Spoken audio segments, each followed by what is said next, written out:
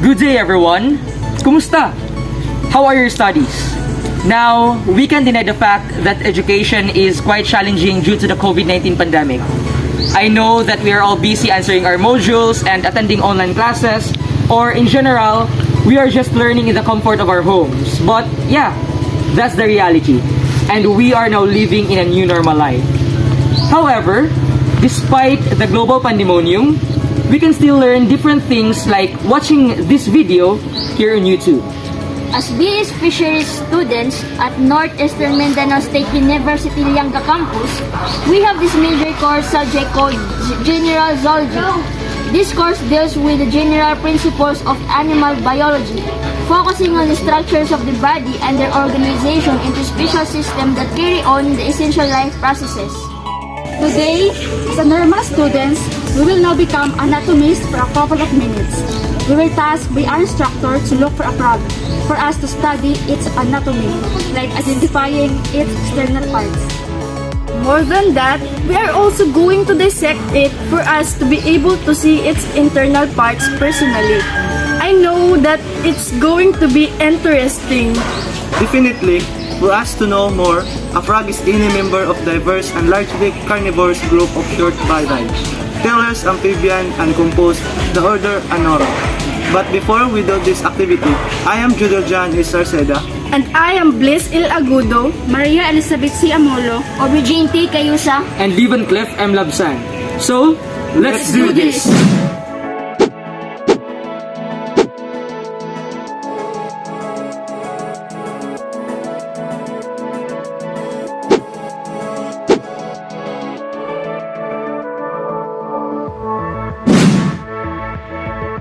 Okay, for the external parts, we have here external nares here, and then we have brow spot here, the brow spot. We have also here the head, so this is the head, of course. Then the forelimb, we have here the forelimb here. Then this is the trunk, okay, and this is the trunk. Then we have here the hind limb. This is the hind limb, okay, this part. Then we have here toes, so these are its toes. The pes, this is the pes. Then we have here the crus, okay, this is the crus. Then the anus, here's the anus. Thigh, of course, we have also here its thigh. Then the dorsolateral dermal plica. Okay, here it is. The dorsolateral dermal plica. Then the brachium. Here's the brachium here. We have also its antebrachium. Then the manus itself here. And the digits. So these are the digits, okay? Okay, we have here the tympanic membrane on this side. Then we have also here the nictitating membrane here, okay, and of course the eyes. These are the eyes of the frog.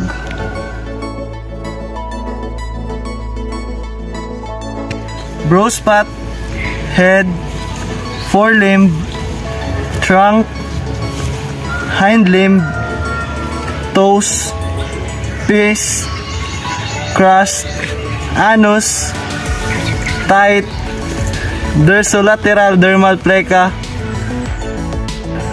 brachium, antebrachium, manus, digits, tympanic membrane, nictitating membrane, eye, external nares.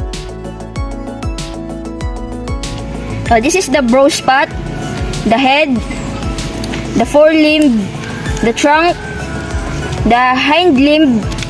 Then this is the toes, the pes, the crus, then the anus, here the anus, then the thigh, then dorsolateral dermal plica, then the brachium, then antebrachium, then the manus, and the digits. So this is the tympanic membrane, then the nictitating membrane. Then this is the eye and the external nares. Here are the brow spot, the head, the forelimb, the trunk, the hind limb, the toes, the piece, the crus, the anus, the thigh, the dorsolateral dermal plica, the antebrachium,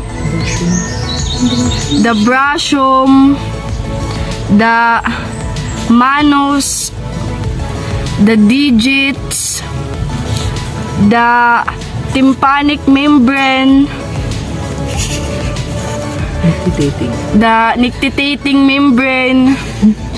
Here are the eyes and also the external nares. This is the brow spot, the head, forelimb, and the trunk, and also the hind limb, toes, piece, the crus, the anus, the thigh, the dorsolateral dermal plica, and the brachium, antebrachium, manus, digits, tympanic membrane, nictitating membrane, eyes, and the last one is external nares.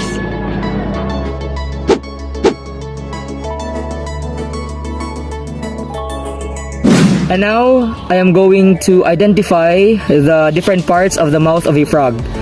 So we have here internal nostrils that can be found here, inside, and the maxillary teeth, okay, here. We have also the eustachian tube opening that can be found here, inside. Then we have also the glottis and the tongue. Here's the tongue. We have also the vocal sac opening here, can be found here, and the gullet opening can be found inside. And last, the vomerine teeth that can be found here. Internal nostrils, maxillary teeth, eustachian tube, glottis, tongue, vomerine teeth, gullet opening, vocal sac opening. The internal nostrils, maxillary teeth, eustachian tube, the opening, the glottis, the tongue, the vomerine teeth, the gullet opening can be found inside, the vocal sac opening. Here are the internal nostrils,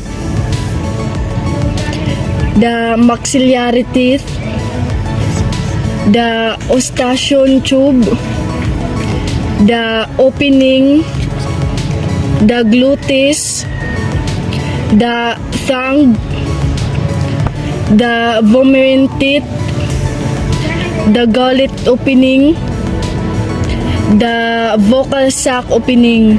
This is the internal nostrils, maxillary teeth, eustachian tube, glottis, and tongue. Vomerine teeth, gullet opening, and vocal sac opening.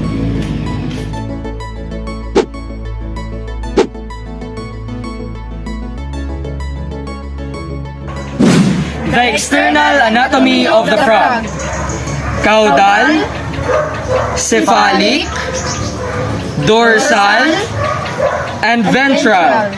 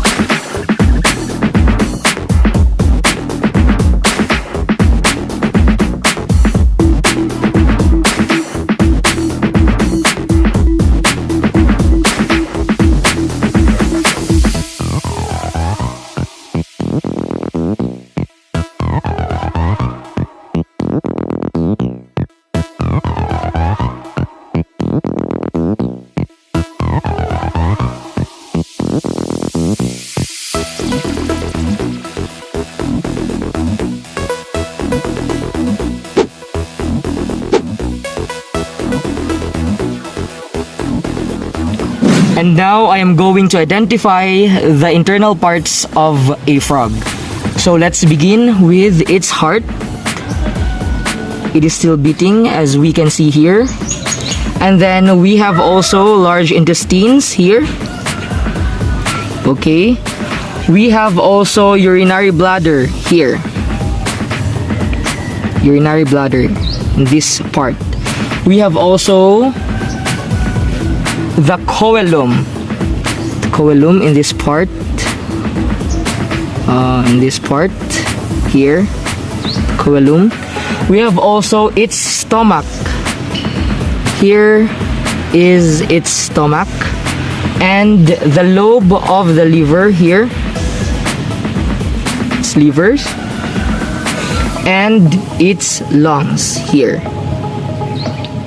A heart, large intestine, urinary bladder, coelom, stomach, lobe of the liver, and the lungs. So this is the heart, the large intestine, the coelom, the urinary bladder, then the lobe of the liver, the lungs, and the stomach. This is the heart, the large intestine, urinary bladder, the coelom, the stomach, the lobe of the liver, the lungs. This is the heart, the large intestine, the urinary bladder, the stomach, the lobe of the liver, and the lungs. And now, as we can see here, we are already done dissecting the frog and we have already identified its internal and external parts. So, guys, we think that it's already done and that's it. Thank you for watching.